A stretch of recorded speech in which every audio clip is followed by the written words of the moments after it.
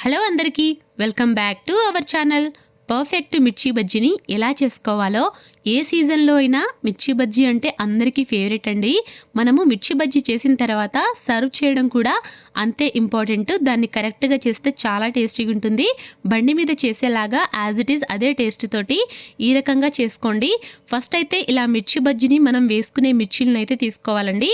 వీటికైతే శుభ్రంగా కడిగేసి ఇలా ఘాట్లు అయితే పెట్టుకోవాలి. మీరు చాకుతో కాకుండా ఇలా కత్తితో కాకుండా పిన్నిస్తో కూడా చేసుకోవచ్చండి.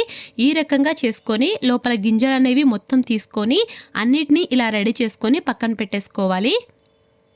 ఇప్పుడు చింతపండుని ఒక నిమ్మకాయ సైజ్ అంతా ఇలా కొద్దిగా వాటర్ యాడ్ చేసుకొని కాసేపు నానపెట్టేసి ఇలా మొత్తం పిసికిన తర్వాత ఇందులో ఈ రకంగా గుజ్జునైతే రెడీ చేసుకోవాలి. అందులో కొద్దిగా పసుపు, కారం, కొద్దిగా మిరియాల పొడి వేసుకొని మొత్తం కలిపేసుకోవాలండి.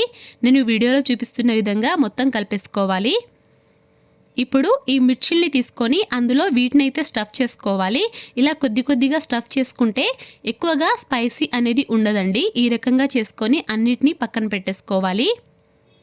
ఇప్పుడు పిండి అనేది రెడీ చేసుకోవాలి. నేను 2 కప్స్ దాకా శనగపిండిని అయితే వేసుకుంటున్నానండి.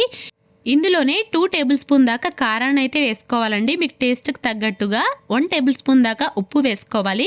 కొద్దిగా పసుపు, మిరియాల పొడి, కొద్దిగా గరం మసాలా, ధనియాల పొడి కూడా కొద్దిగా వేసుకొని ఇలా వామునైతే చేతితోటి రబ్ చేసుకొని కొద్దిగా వేసుకోవాలండి. జీలకర్ర కూడా కొద్దిగా మీ టేస్ట్కి తగ్గట్టుగా వేసుకోండి. ఇందులోనే వంట సోడా చిటికెడు వేసుకోవాలి. ఇప్పుడు ఇందులో కొద్దిగా వాటర్ యాడ్ చేసుకుంటూ పిండి అనేది బాగా స్మూత్ అయ్యేలాగా కలుపుకోవాలండి. మీరు కావాలంటే ఇంకా క్రంచీగా పిండి కావాలంటే 1 టేబుల్ స్పూన్ దాకా బియ్య పిండిని కూడా వేసుకొని ప్రిపేర్ చేసుకోవచ్చండి. చాలా బాగుంటుంది.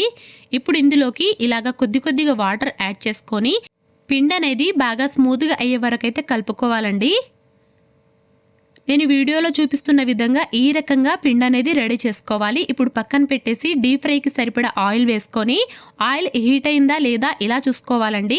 మనం వేసిన పిండి అనేది పైకి తేలిన తర్వాత అప్పుడు మనం మిర్చి బజ్జీలను అయితే వేసుకోవాలి. ఆయిల్ బాగా వేడైన తర్వాత మీడియం ఫ్లేమ్లోనే ఈ రకంగా ఒక్కొక్క మిర్చిని వేసుకోవాలండి. ఈ రకంగా మిర్చిలను అయితే వేసుకొని ఇంకో సైడ్ అయితే తిప్పుకోవాలండి. ఈ రకంగా మొత్తం కాలిన తర్వాత ఇంకో సైడు ఫ్రై చేసుకోవాలి.